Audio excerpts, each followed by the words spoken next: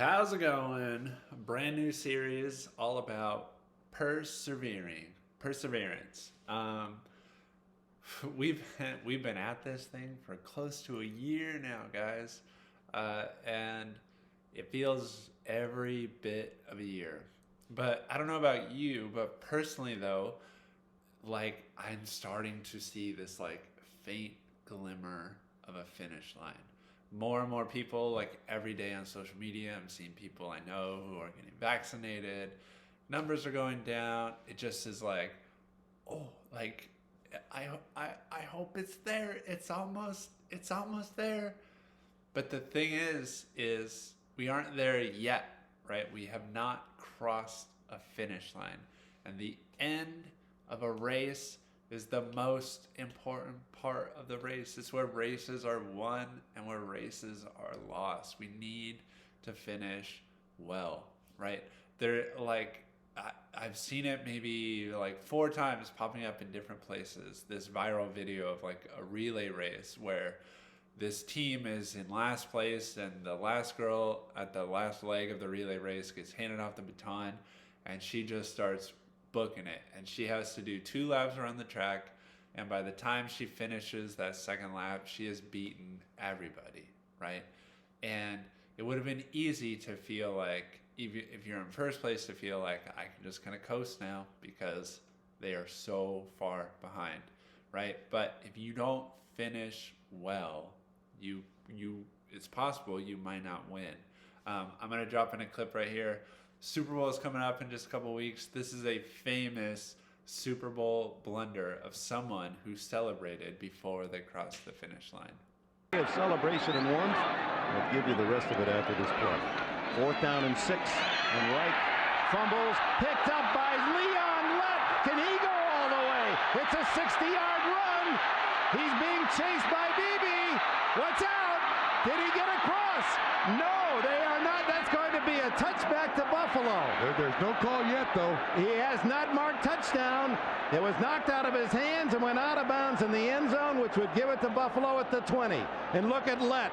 If they call that a no touchdown, he's going to dig a hole and crawl out of this place from there. He's going to need a big hole.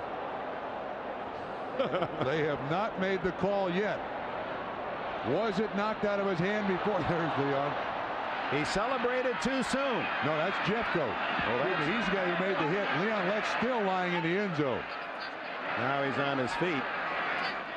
And the call by hand. The play has been ruled as a fumble in the field of play. The fumble went forward through the end zone and out of the end zone, creating a touchback. Buffalo's ball, 1st and 10. Leon Lett would have scored, but he slowed down to celebrate at the 5-yard line, and when he did, Don Beebe, hustling, stripped it away. Beebe is the fastest Buffalo Bill.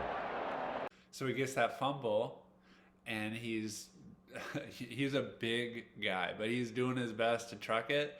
But like 5 yards short of the end zone, he starts getting a little fancy, doing a little early celebrating, right? He had not crossed the finish line yet. He did not persevere until the end. So this whole series is about persevering, about doing the work, about finishing well. So each week we'll be looking at a different verse, and we'll be talking about perseverance from a slightly different angle.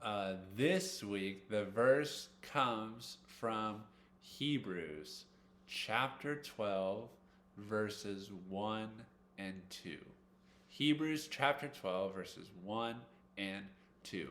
Therefore, since we are surrounded by so great a cloud of witnesses, let us also lay aside every weight and sin which clings to us so closely, and let us run with perseverance the race that is set before us.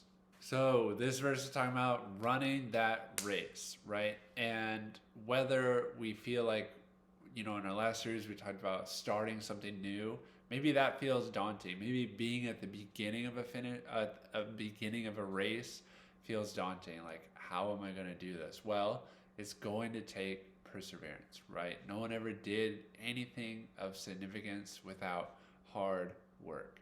So we're going to need to persevere, right? So whether we're at the beginning or whether we're at the end and we feel like, ooh, we're so close, I can just let off the gas a little bit. No, you keep going. And then the other thing that author says, he says there's two things. It says we are surrounded by a cloud of witnesses. What does that mean? Well, when we're living our life, right, there are people around us. And whether we know it or not, there are people who are watching. And not necessarily even watching to judge, like waiting for us to fail, but maybe looking to us for inspiration, for encouragement, for motivation, seeing the way that you live your life, right? And so, like in a race, you have those people on the edge. You have people watching, and hopefully you've put people in your life that watch and also cheer and support you on. So perseverance, like running these races, it can be difficult. Going through life can be hard. We know this last year has been difficult, very difficult for a lot of us, right? But let's fill our lives with people who are expectantly watching, right? Witnesses who are supportive, encouraging, pushing us on, right? Not the people who are judging, who are waiting for us to fail, right? So we can persevere with the help of others. And then the second thing the author says is we cast off the things that entangle us. So what are the things that entangle you? What are the things that slow you down, that trip you up, right?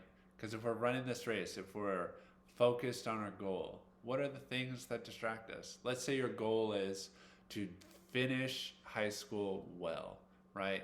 To pass your classes. Well, what are the things that will tangle you up, that will slow you down, that will stop you from doing that? Is it spending too much time on social media? Is it the type of friends you're around? Whatever it is, the author says, cast those things off. So what does it look like to maybe be more disciplined with your social media? To not be around friends who don't care about school and bring you down as well, right? So whatever it is you're persevering towards, cast off the things that entangle you, right? Or if we're talking about this world situation and trying to get to the end, maybe the news is discouraging for you, right? Maybe it's not encouraging. So maybe casting off the things that entangle you is watching too much news, because it only discourages you. It makes you feel like that finish line is further out than it is, right? Whatever it is, cast those things off. Get rid of them, right? Perseverance is hard. Don't make it harder than it has to be. So that's our first week on perseverance. It's hard, right? Doing anything worthwhile is hard and takes effort, but we have to keep going. That's perseverance.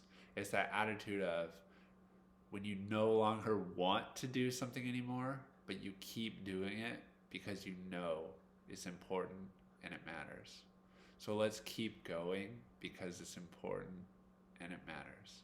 Next week, we'll talk about what good comes from persevering. Why even bother, right? Why even bother? Wouldn't it be easier if we just quit? So next week, what is the good that comes from persevering? I'll talk with you then. I hope you're doing well. Adios.